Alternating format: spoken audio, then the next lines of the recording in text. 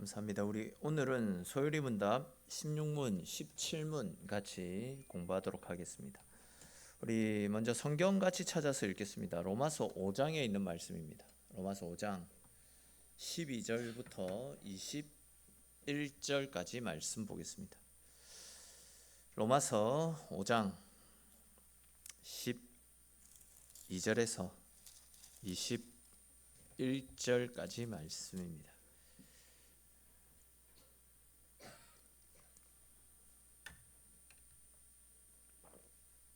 로마서 5장 12절에서 21절까지 말씀 한 절씩 읽고 21절 같이 읽겠습니다.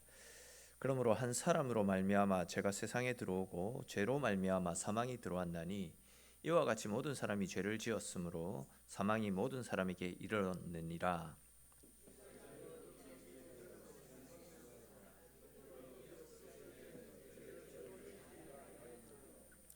그러나 아담으로부터 모세까지 아담의 범죄와 같은 죄를 짓지 아니한 자들까지도 사망이 왕노릇하였나니 아담은 오실 자의 모형이라.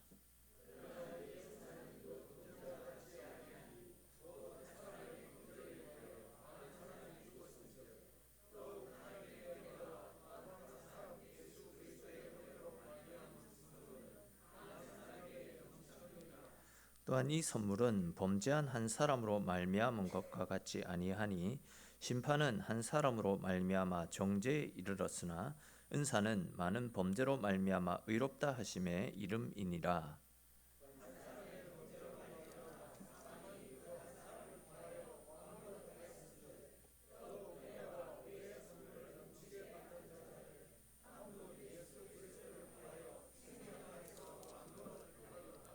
그런즉 한 범죄로 많은 사람이 정죄에 이른 것 같이 한 의로운 행위로 말미암아 많은 사람이 의롭다 하심을 받아 생명에 이르렀느니라.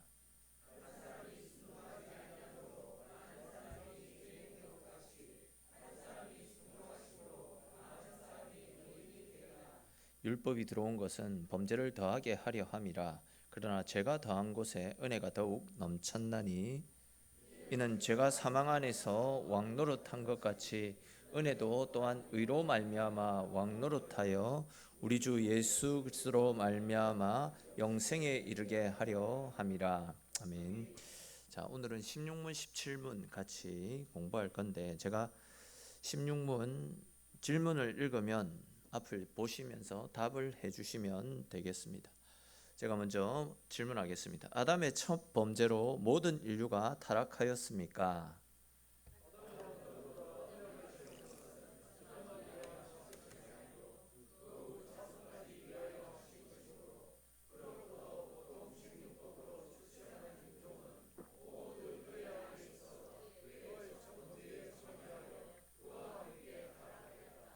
아멘.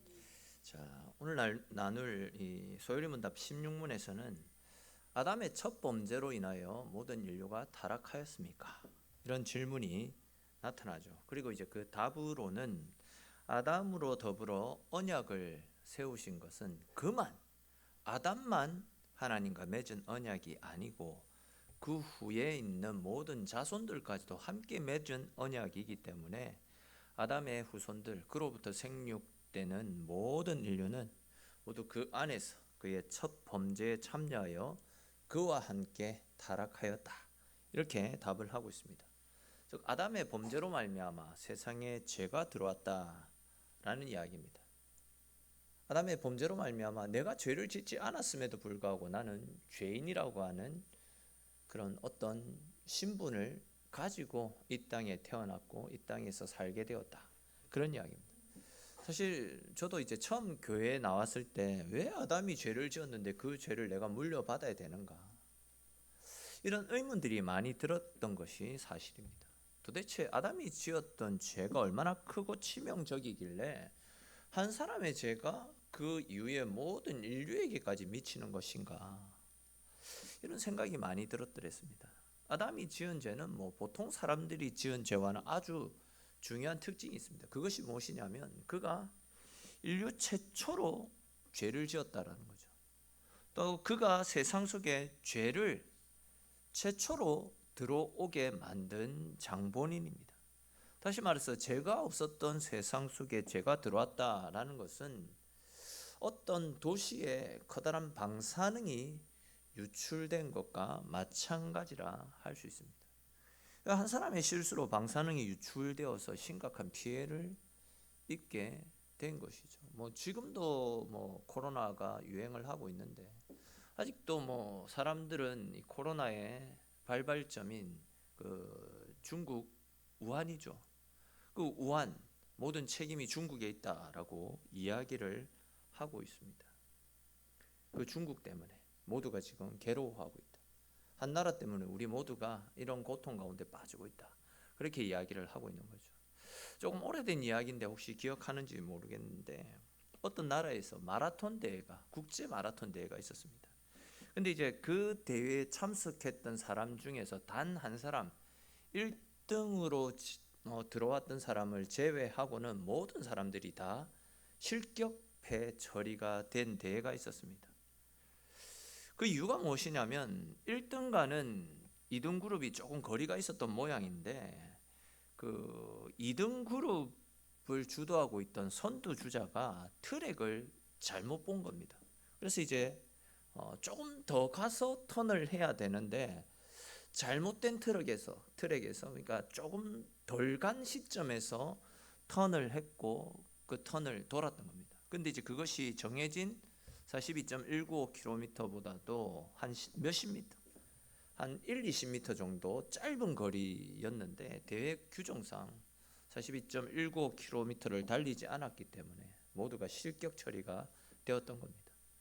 2위 그룹을 달리던 그 선두를 따랐던 모든 사람들이 자기 앞에 있던 선수가 그렇게 도니까 당연히 아무 의심 없이 그 코스를 돌았었는데 결국은 1등을 제외한 모든 선수들이 잘못된 코스를 돌았기 때문에 전부 다 실격 처리가 되었다라는 거죠.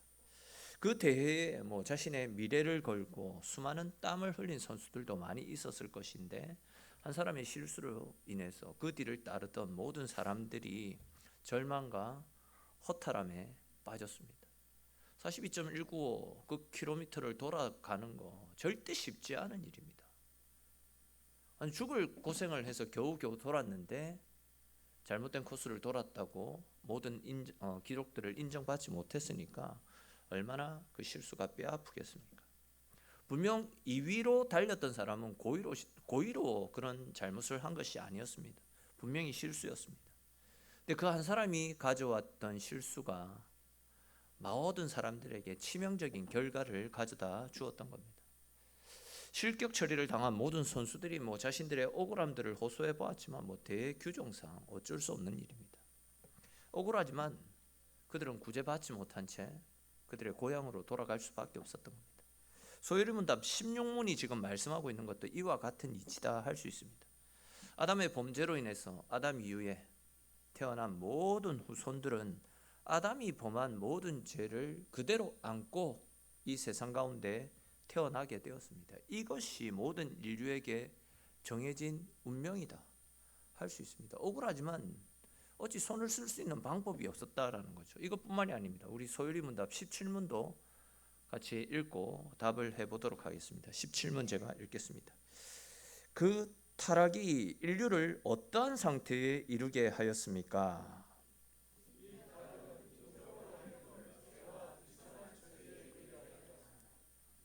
아멘. 그렇습니다, 여러분. 첫 인류 아담의 범죄가 모든 인류를 죄의 비참한 상태에 이르게 했습니다. 그 중에서도 우리 인류에게만 가장 큰 비참함이 무엇입니까? 아담의 범죄로 인해서 우리가 가지게 된 가장 비참함이 어떤 비참함입니까? 제 집에서 중고등부만 질문하지 말라고 되게 혼이 났기 때문에 이제 중고등부만 질문하지 않겠습니다. 아담의 범죄로 인해서 우리 인류가 맞이한 가장 큰 아픔, 가장 큰 비극이 무엇입니까? 그렇죠. 죽음.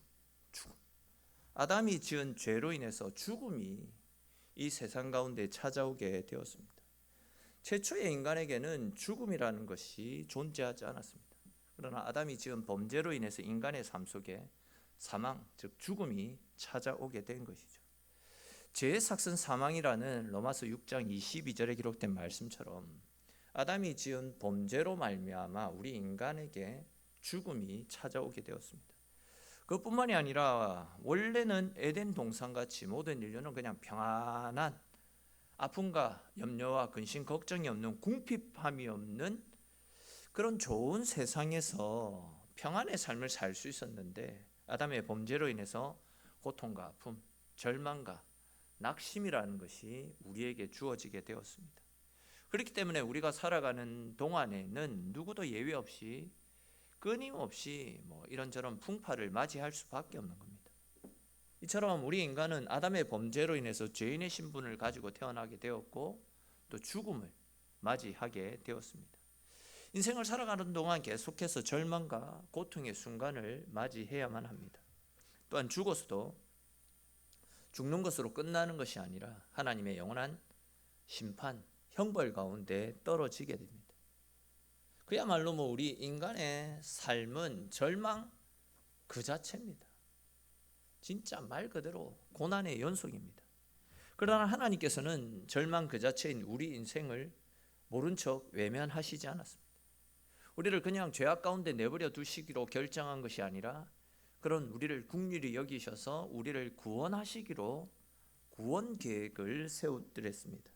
이러한 하나님의 구원 계획은 아담이 범죄해서 에덴 동산에서 쫓겨난 그 순간부터 시작이 되었습니다. 그 계획이 바로 인류의 구원자이신 예수님에 대한 계획이죠. 우리 이와 관련해서 조금 전에 읽었던 로마서 5장 15절에 기록된 말씀을 다시 한번 읽어봅시다. 로마서 5장 15절 말씀 같이 읽겠습니다. 그러나 이 은사는 그 범죄와 같이 아니하니 곧 한 사람의 범죄를 인하여 많은 사람이 죽었은즉 더욱 하나님의 은혜와 또한 한 사람 예수 그리스도의 은혜로 말미암은 선물은 많은 사람에게 넘쳤느니라. 아멘. 무슨 이야기입니까? 아담 한 사람, 그 아담 한 사람으로 인해서 많은 사람이 죽게 되었고 또 많은 사람들이 죄로 말미암아 이미 죽었지만 하나님은 그것을 그냥 내버려 두지 않으시고 그 백성들을 사망의 음침한 골짜기에서 뽑아서 살려주시려고 축복해 주시기 위해서 한 사람을 준비해 주셨다. 그 말씀 아닙니까? 오늘 본문은 한 사람 아담과 또 다른 한 사람 누구를 이야기하고 있습니까? 예수 그리스도. 첫 번째 아담인 아담, 두 번째 아담인 예수 그리스도를 비교해서 설명합니다. 한 사람 아담으로 인해서 온 인류가 죽음과 멸망의 존재가 되었지만 하나님께서 그 인류를 그냥 내버려 두지 아니하시고 또 다른 한 사람이신 예수 그리스도를 보내심을 통해서 온 인류를 그 죄와 사망으로부터 영원한 심판으로부터 건져주시겠다라는 거죠. 종합해서 한 문장으로 설명을 드리면 첫 번째 아담이 실패한 모든 것을 두 번째 아담인 예수 그리스도가 완벽하게 회복시키셨다라는 겁니다. 첫 인류 아담은 실패했지만 두 번째 아담인 예수님은 완벽하게 회복시켜 주셨다. 그렇기 때문에 이제 조금 전에 함께 읽었던 로마서 5장 15절 말씀에서는 두 번째 아담인 예수 그리스도께서 하신 일을 가리켜서 은사라고 그렇게 표현을 하고 있습니다. 즉 아담 한 사람으로 말미암아 인간에게 죽음, 죄, 정죄함이 들어왔지만 이제는 두 번째 아담 되시는 예수님으로 말미암아 모든 믿는 자들에게 구원과 생명이 허락되어졌다라는 겁니다. 우리 이와 관련해서 좀 전에 읽었던 말씀 가운데 로마서 5장 18절 말씀을 다시 한번 읽어봅시다. 로마서 5장 18절 말씀 다시 한번 읽겠습니다. 그런즉 한 범죄로 많은 사람이 정죄에 이른 것과 같이 한 의로운 행위로 말미암아 많은 사람이 의롭다 하심을 받아 생명에 이르렀느니라. 아멘. 그러니까 다시 말해서 아담의 대표성으로 모든 인간이 죄인, 모든 인간이 죽을 인생이다라고 정죄받았지만 예수 그리스도의 대표성으로 말미암아 모든 인간이 죄로부터 자유하고 영원한 생명을 얻게 되었다라는 말씀입니다. 근데 이제 여기에서 아담이 가진 대표성과 예수님이 가지고 있는 대표성에는 확연한 차이점이 하나 있습니다.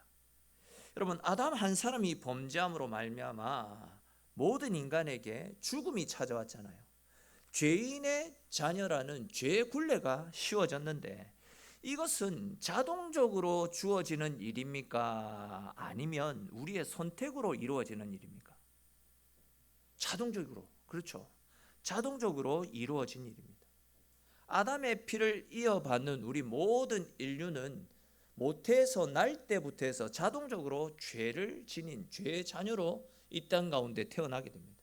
여기에는 단 어느 누구의 예외도 존재하지 않습니다. 단 하나의 예외가 주어지는데, 그 단 한 분의 예외가 누구겠습니까? 예수님. 그런데 여기에서 문제, 예수님은 왜 이 죄의 자녀라는 신분을 가지고 태어나지 않았겠습니까? 왜 예수님만 여기에서 예외가 되어지는 것이겠습니까? 진짜 어려운 문제라 생각했는데 바로 맞추시네요. 그렇죠. 예수님은 사람의 몸을 통해서 나신 것이 아니라 성령으로 잉태되었기 때문에, 죄가 없으시고 완전하신 하나님을 통해서 성령으로 잉태되어졌기 때문에, 예수님은 그러니까 우리 인류와는 다른 하나님으로 말미암아 세상에 오셨기 때문에 예수님은 죄가 없이 완전하신 분으로 이 땅 가운데 오실 수 있었다라는 겁니다. 근데 이제 이렇게 예수님을 제외한 모든 인간은 죄로 말미암아 태어났기 때문에 태어날 때부터 해서 자동적으로 죄인이 되는 거죠. 근데 이제 예수님이 가진 대표성은 다른 의미가 가지고 있습니다. 예수님께서 우리 인류를 위해서, 우리를 죄에서 구원해 주시기 위해서 십자가에 달려 죽으셨잖아요. 그런데 이제 예수님께서 우리를 위해서 죽어 주셨다라고 해서 모든 사람들이 다 구원에 이르는 것이 아니지 않습니까? 구원을 받을 수 있는 사람은 예수님이 나를 위해서 죽어 주셨다라는 사실을 믿고, 나도 그분을 믿을 때에 죄와 사망으로부터 건진 받는다라는 사실을 믿고 따르는 사람, 예수님이 나의 구원자이심을 믿는 사람들만이 구원에 이를 수 있게 되는 겁니다. 여기에 차이가 있다라는 거죠. 즉, 아담의 대표성은 자동적으로 미치는 것이지만 예수님의 대표성은 믿음, 믿는 것으로만 나에게 효력이 주어지게 된다라는 거죠. 그렇기 때문에 요한복음 1장 12절 말씀에서는 영접하는 자, 곧 그 이름을 믿는 자들에게는 하나님의 자녀가 되는 권세를 주셨으니, 그렇게 말씀을 하고 있는 것 아닙니까? 여러분, 하나님은 누구에게 당신의 자녀가 되는 권세를 주신다라고 말씀하십니까? 누구에게 하나님의 자녀가 되는 권세를 주십니까? 그렇죠. 예수 그리스도를 영접하는 자, 예수의 이름을 믿는 자들에게 하나님의 자녀가 되는 권세를 허락해 주시겠다 말씀하셨습니다. 우리 또 요한복음 3장 36절 말씀 한번 찾아봅시다. 요한복음 3장 36절 말씀, 제가 가진 성경으로 신약 성경 146페이지에 있습니다. 요한복음 3장 36절 말씀, 우리 같이 한번 읽겠습니다. 시작. 아들을 믿는 자에게는 영생이 있고 아들에게 순종하지 아니하는 자는 영생을 보지 못하고 도리어 하나님의 진노가 그 위에 머물러 있느니라. 아멘. 성경은 분명히 말씀하고 있습니다. 아들을 믿는 자에게만, 예수의 이름을 믿는 자들에게만 영원한 생명이 주어진다라고 분명히 말씀하고 있습니다. 예수님이 우리를 위해서 당신의 몸을 내어주셨는데도 그 은혜를 믿지 않으면 아무 소용이 없다라는 겁니다. 하나님께서 물로 세상을 심판하실 때 방주 안에 머물러 있는 사람들은 심판을 받지 않고 구원을 얻지 않았습니까? 노아의 홍수가 임할 때에 심판으로부터 건진받는 기준은 다른 것이 아니었습니다. 그 방주 안에 머물러 있느냐, 머물러 있지 않느냐. 방주 밖에는 노아의 가족들보다도 더 의롭고 더 신실하고 더 도덕적인 사람도 분명히 있었을 것입니다. 근데 구원의 기준은 방주 안에 머물러 있느냐, 그렇지 않느냐가 그들의 구원을 결정하는 요소였습니다. 출애굽 사건 역시도 마찬가지 아니었습니까? 출애굽 때 건짐을 받을 수 있었던 기준은 다른 것이 아니라 어린 양의 피가 발라져 있는 문설주 안에 있느냐, 그 집안에 머물러 있느냐 그렇지 않느냐가 이스라엘의 구원을 결정하는 요소였다라는 겁니다. 또 한 가지, 이스라엘 백성들이 광야에서 하나님 앞에 불순종하다가 불뱀에 물려서 다 죽게 되지 않았습니까? 그때 하나님께서 그들을 살릴 수 있는 처방을 내셨는데 그 방법이 무엇이었습니까? 장대에 매달린 노뱀을 쳐다보는 사람들은 구원을 얻을 것이다. 많은 사람들이 아이고 저거 본다고 우리가 사나? 불순종했던 사람은 다 죽었습니다. 그러나 믿어지지 않았지만 말씀하셨기 때문에 순종했던 사람은, 노뱀을 쳐다봤던 사람들은 다 살아나는 은혜를 누리지 않았습니까? 그것처럼 십자가를 믿고 바라보기만 하면 누구든지 구원에 이를 수 있는 하나님의 은혜의 길이 우리에게 열려져 있습니다.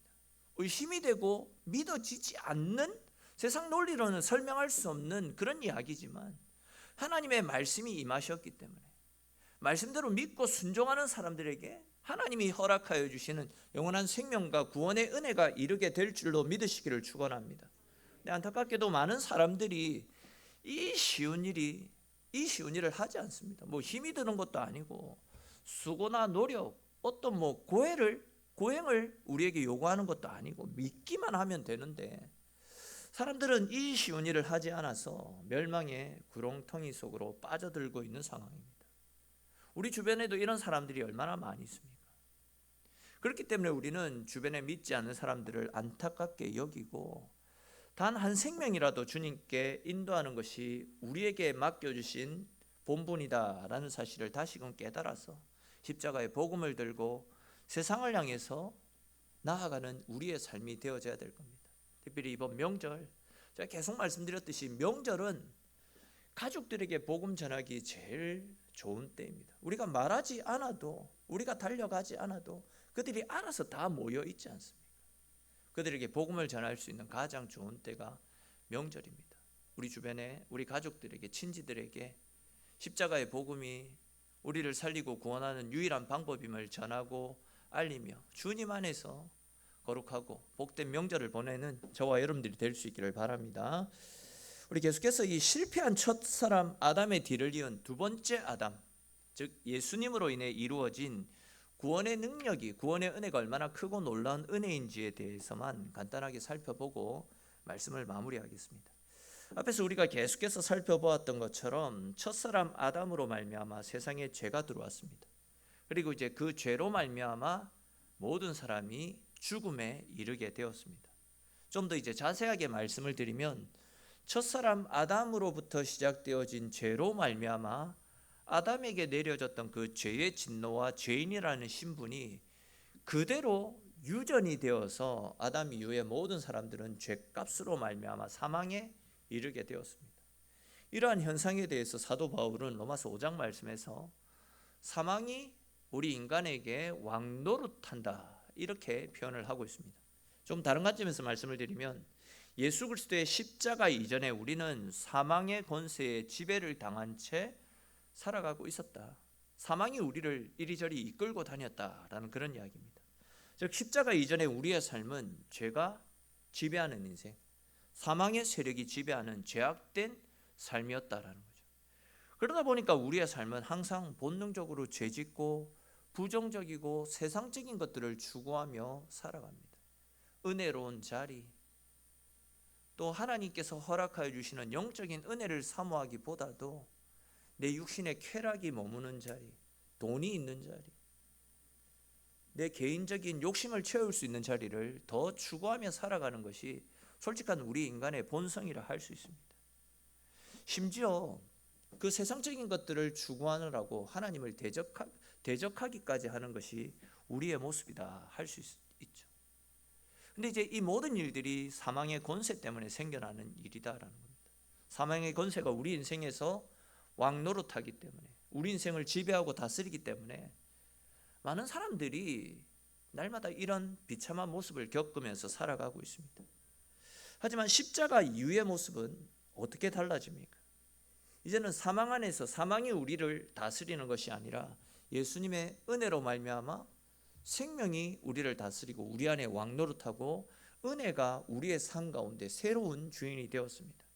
근데 안타깝게도 예수 그리스도의 피로 말미암아 구속을 받았음에도 불구하고 여전히 죄와 사망의 권세에 매여 살아가는 사람들이 너무나도 많이 있는 실정입니다. 즉 여전히 생명을 주시는 주님의 음성에 이끌려 살기보다도 사단의 권세에 매여서 살아가는 사람들이 많이 있다는 거죠.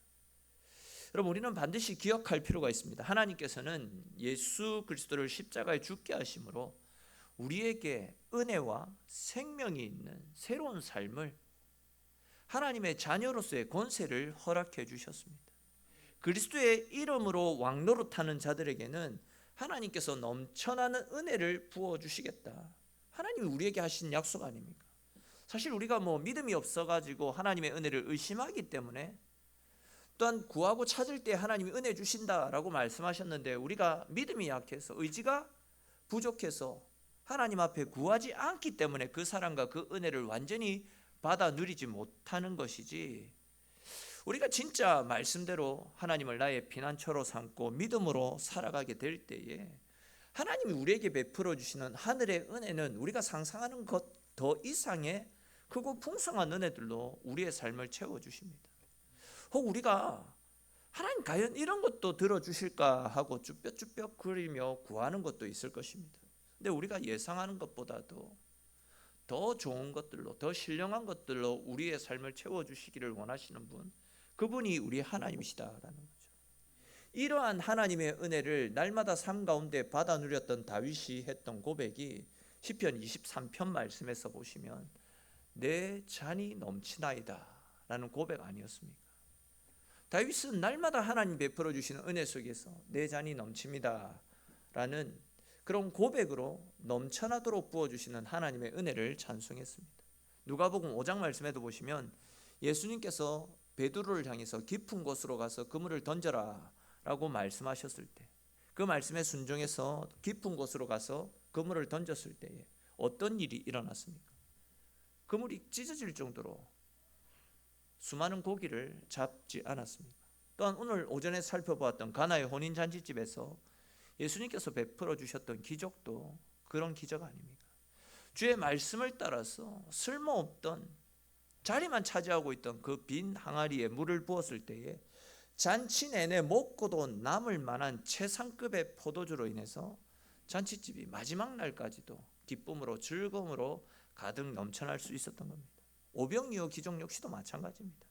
가진 것이라고는 물고기 2마리, 보리떡 5개가 전부였지만 예수님께서는 강야에 모여있던 모든 사람들이 배불리 먹고도 12강줄이나 넘쳐나도록 남을 정도로 엄청난 은혜들을 베풀어 주시지 않았습니까?